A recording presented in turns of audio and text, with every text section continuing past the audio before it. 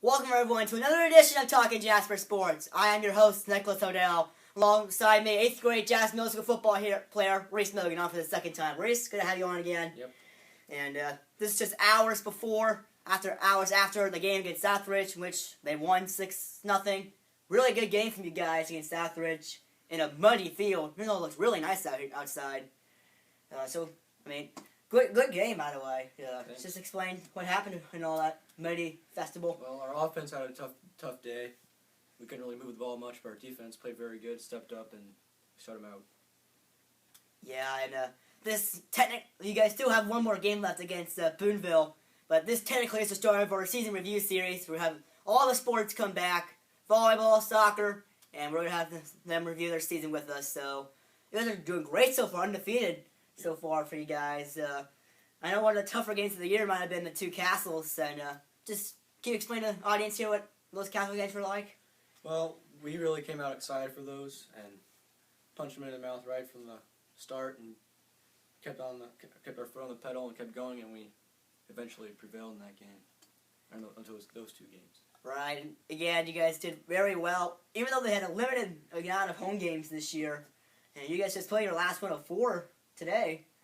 So how's that like, not being able to have your home fans out as much as you would like? It's rough sometimes because, you don't really have the home field advantage with you, but, it's football. You have to deal with what you get, I guess. Right. So those first 2 games of the year against Heritage Hills and Princeton, you guys were both on the road. Starting on the road can be a little bit difficult. And can you kind of process what that's like? Well, Heritage Hills game, we didn't really know what to expect, so we had a tough first series in that game, but we won that game pretty easily at the end. And Princeton, we didn't really know what they were going to be like this year, so that was kind of a rough game too, but we won that one also. Yeah, and do keep in mind that these guys do play later at night, so we do talk about the student-athletes parts of things. Unfortunately, you guys do have some late lights, and that requires some studying ahead of time. Mount Vernon was pretty bad.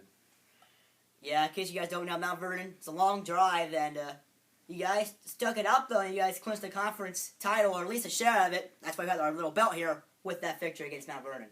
Yeah, we were pretty excited after that one because Coach in the post-game huddle told us about that. We were pretty excited about that. Yeah, so anytime you win conference in middle school, it's kind of like state and high school. There's no sectional, regional, or any of that. It's all conference, so winning conference is a huge deal in middle school, isn't it? Very big deal, especially in 8th grade when it's your last year of middle school football. Right, and all about how you go out as a middle school student-athlete as well. So you guys do, again, have one game left against Boonville, so you have a process, but that's going to be like playing for the last time this season.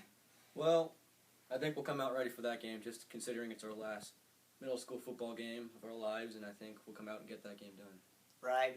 Again, one of the games we didn't talk about was the game against Washington on the road, and it's kind of interesting about that team, because sandwiched between Castle, as far as the A-team goes, in between that huge Mount Vernon game. You know what I'm saying? Yeah. Yeah, so, again, the B team, they did have a couple games, so B team, again, backups in A games, but can you kind of process what that like, the B team? Well, it's their chance to make their mark on the team, and I think they did pretty good those 2 games. Alright, so over the next several weeks, we will be bringing you season reviews. We will have volleyball next week, and I haven't really decided about soccer yet, but we will get to the cheerleaders at the end of the series before we go to our basketball teams. So, thanks again for being on, Rhys. Thanks for having me. And that'll do it for this edition of Talkin Jasper Sports. I'm Nicholas Odell, signing off. Goodbye for now.